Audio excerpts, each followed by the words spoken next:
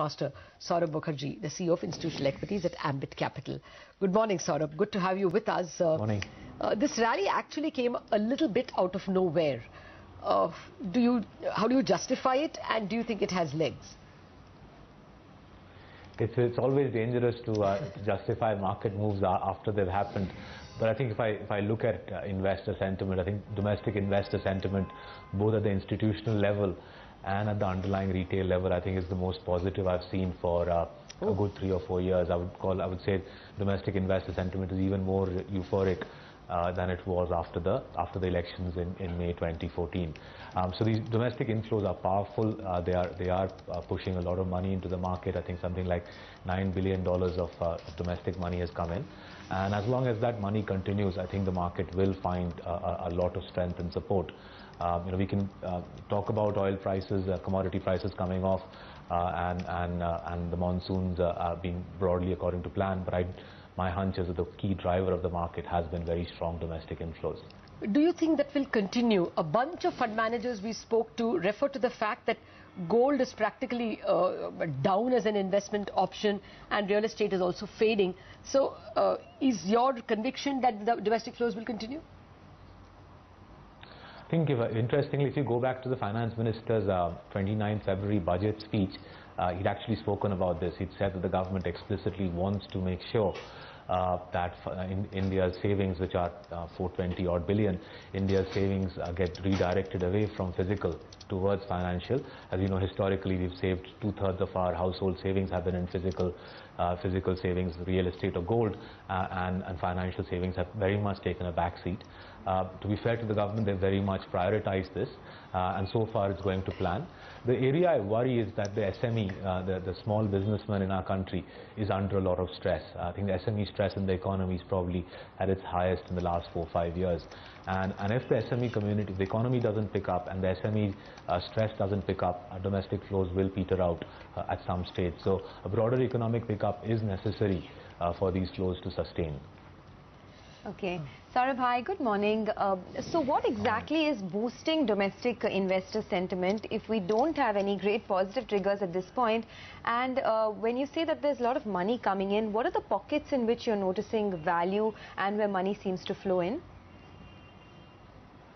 To be fair to the domestic investor, what they are buying into is the whole premise that there's a new government. The government is pushing through some degree of structural reform, which will benefit the economy in the longer run.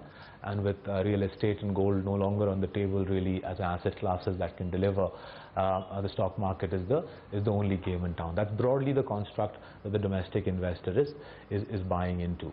Now that necessarily is putting money into the funds or into the hands of domestic mutual funds, who are then looking for mid caps, particularly to a lesser extent small caps, to put their money in. The challenge I think the fund managers are finding, the challenge I am finding, is that if I look at the large cap stocks, if I look at say, the Sensex for example, it's not easy to see where do you deploy more money. The economy is soft. I don't think there's any impending economic recovery that will take place in FY16, and hence you do run into a challenge as to where do you deploy money. My sense therefore is that as the economy stays soft, as GDP numbers come off, we are likely to see earnings stay weak, and that could result in a short-term pullback in the market, largely not because of flows, but largely because of the fact that earnings simply aren't coming through to support the bull market. It will take, I think, another year or so for the economy to find a degree of sustenance and support, and I think therefore it will take a year or so for me to say that we're in a structural bull market. At the moment it feels like we've had a degree of euphoria, the markets run up on the basis of that, but the fundamentals are not there at the moment and unlikely to be there over the course of FY16. From the early bird results that you have seen so far, what's the verdict on the earnings season? Will at the end of September or August, when the results are fully in, will there be more downgrades or upgrades? So if I look at results season in our country over the last 3 or 4 years, they've followed a reasonably predictable pattern, in that the companies with stronger numbers to show come early in the results season, and as the season wears on, the weaker results come out. But even from what we have seen, I think 2 or 3 things are reasonably clear.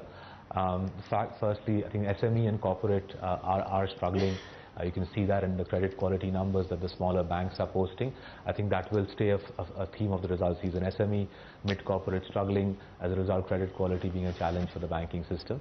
Secondly, rural is a challenge, whether you look at rural wage growth, MSP hikes, crop prices. I think HUS results are an indicator of what rural-centric companies might have.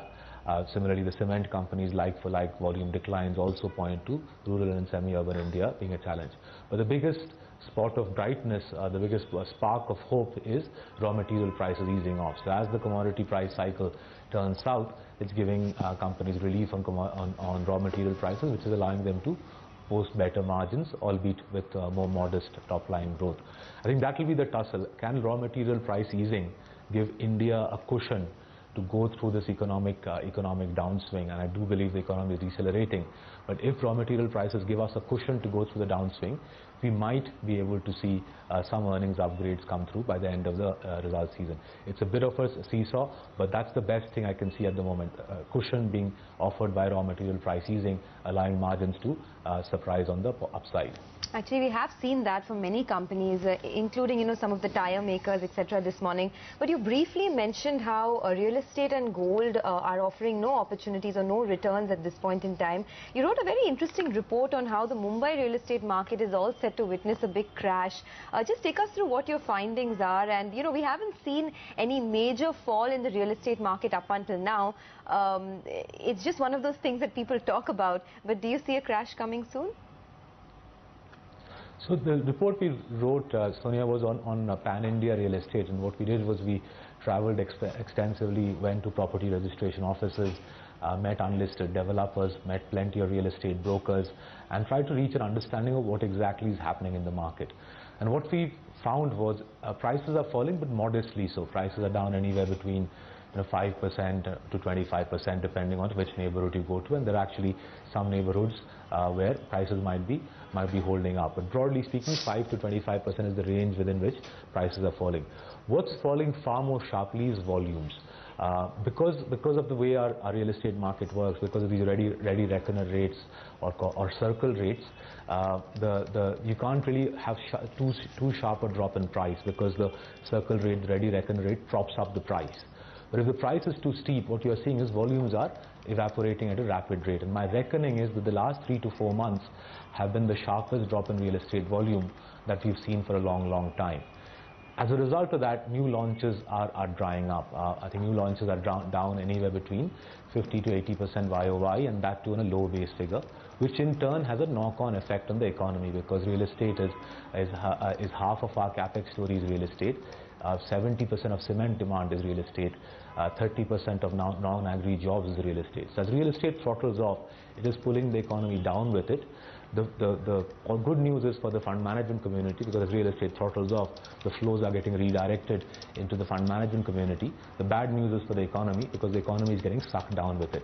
So we're seeing a very interesting situation where stocks are rising on the back of inflows, but real estate is sagging and pulling the economy down with it. Okay. Saurabh, you use the words the economy is still decelerating. A bunch of people we speak to think that it has troughed out, and especially CMI saying that projects came unstuck at the fastest clip in the quarter to June. You don't buy that? So I think on the project data, as some of the newspapers have reported, you can read it two different ways. That the number of stalled projects is reduced, which is one way to read it. And the other way to read it is that the project cancellations have happened at the fastest pace that I have seen in the last 8-9 months. You've seen a rapid spate of project cancellations. Net, I'm not seeing a big pickup in stalled projects. What we definitely are seeing is more tendering activity by the government. So NHI tendering activity has picked up. And on the transmission distribution side, both from the power center, from Power Ministry, and from SEVs, you're seeing more tendering. But that tendering turning into economic activity will take time, and hence, as an FY16 economic growth story, I think it's a bit by the by. Overall, if you just coming back to real estate is the dominant driver of capex in our country. Unless real estate is shored up in some shape or form, capital formation capex will keep sagging, and my reading is the economic growth is decelerating. So I think Q4 we had something like 7.5% on the new series. 7.3 for the full year FY16.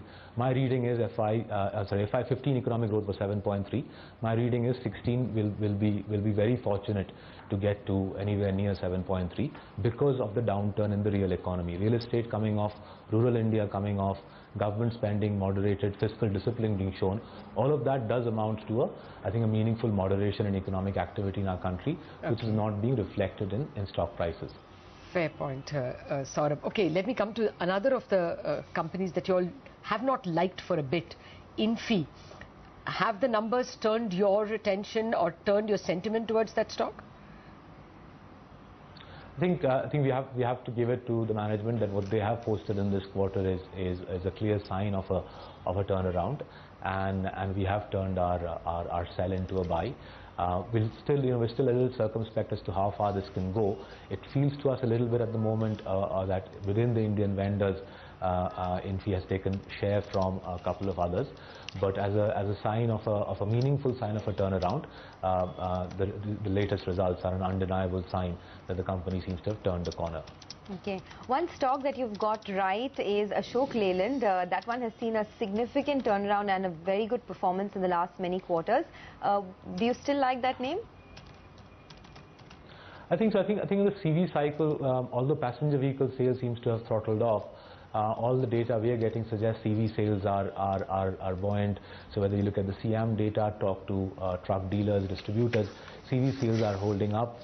Fleet operators are replacing aging fleets. In fact, corporates are asking for aging fleets to be replaced, and Ashok Leyland is a natural beneficiary of that. I think what they're also benefiting is that TAMO, I think Tata Motors seems to have somewhat lost its way even in the CV market, and as a result market share gains for Ashok Leyland are coming through. So we stay comfortable buyers here, and as an economic recovery play which is holding up in a soft economy, this would be something I would focus on. This would be a stock I would focus on for some quarters to come. All right, Saurabh, that's a bunch of stocks you have spoken to us about. Thank you very much for joining us with your macro observations and